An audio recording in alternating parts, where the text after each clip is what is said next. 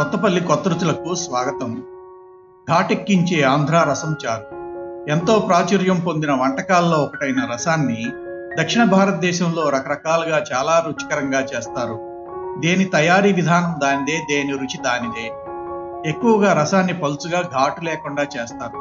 కానీ ఈ వీడియోలో ఎలా చేసుకోవాలో చూపించబోయే ఈ ఆంధ్ర మిరియాల రసం వెరైటీగా చిక్కగా ఉండి తాజా సువాసనని వెదజల్లటమే కాకుండా అన్నంలో కలుపుకొని తింటే అసలు సిసలైన ఆంధ్ర ఘాటుతో దీనికేదీ సాటి లేదన్నంత రుచితో ఉంటుంది.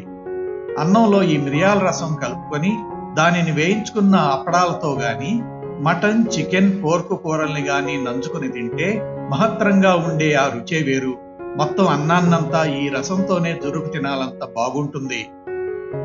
ఘాటెక్కిచ్చే ఆంధ్ర రసం చారు తయారీకి కావలసినవి: మిరియాలు 40 లేదా 50, ఉల్లిపాయ 1 పావు ముక్క, పచ్చిమిర్చి 1 లేదా 2, టమాటాలు 2 లేదా 3, చింతపండు చిన్న నిమ్మకాయంత, ఎండుమిర్చి 5 లేదా 6, వెల్లుల్లి 7 లేదా 8 రెబ్బలు, ఆవాలు 1/2 టీ స్పూను, జీలకర్ర 1 టీ స్పూను, ధనియాలు 1 టీ స్పూను, ఉప్పు రుచికి తగినంత, పసుపు 1/4 టీ స్పూను, నూనె 1 గరిటెడు, కరివేపాకు 1 రెమ్మ, కొత్తిమీర 1 చిన్న కట్ట.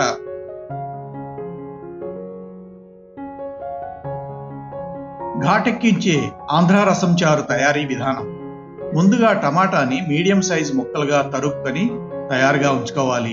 తరువాత స్టవ్ మీద ఒక పాత్రను ఉంచి దాంట్లో 4 లేదా 5 కప్పుల నీరు పోయాలి.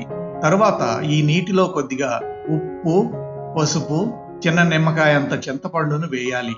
తరువాత అందులో 2 లేదా 3 ఎండుమిర్చిని తుంచి వేయాలి. తరువాత తరుక్కున్న టమాటా ముక్కలను కూడా అందులో వేయాలి. ఇప్పుడు ఇవన్నీ కలిపిన ఈ నీటిని మీడియం సెగ మీద 15-20 నిమిషాల పాటు బాగా తెర్లేట్టు మరిగించుకోవాలి. స్టవ్ మీద ఈ రసం మరుగుతున్న సమయంలో ఒక మిక్సీలోకి ఉల్లిపాయని, మిరియాల్ని, పచ్చిమిర్చిని, 1/2 టీ స్పూను జీలకర్రని, వెల్లుల్లి రెబ్బల్ని, ధనియాలను తీసుకొని అన్నింటినీ మెత్తగా గ్రైండ్ చేసుకొని ఈ మసాలా ముద్దని ప్రక్కన ఉంచుకోవాలి. ఇప్పుడు మీడియం మంట మీద బాణలిని ఉంచి బాణలి వేడెక్కిన తర్వాత అందులో కొద్దిగా నూనెను వేసి, నూనె వేడెక్కిన తర్వాత అందులో ఆవాలు, 1/2 టీ స్పూను జీలకర్రని, 2 ఎండుమిర్చిని, కొద్దిగా పసుపుని, అవి చిటపటలాడిన తర్వాత దీంట్లో గ్రైండ్ చేసి తయారుగా ఉంచుకున్న మసాలా ముద్దను వేసి కరివేపాకును కూడా వేయాలి. దాని పచ్చివాసన పోయి కమ్మటి వాసన వచ్చే వరకు 8-10 నిమిషాల పాటు వేయించుకోవాలి. ఇప్పుడు చక్కగా వేగి కమ్మటి వాసన వస్తున్న ఈ మసాలాలో టమాటాలు మరుగుతున్న నీటిని పోసి బాగా కలియబెట్టాలి. తరువాత ఈ రసం ఉప్పు కారాల్ని రుచి చూసుకోవాలి.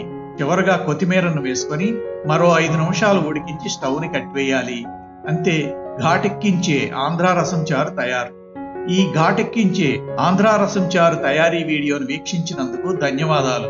మా ఈ వీడియో కనుక మీకు నచ్చినట్లయితే ఈ వీడియోకి లైక్ కొట్టి మా కొత్తపల్లి కొత్త రుచులు ఛానల్కు సబ్స్క్రైబ్ చేయండి.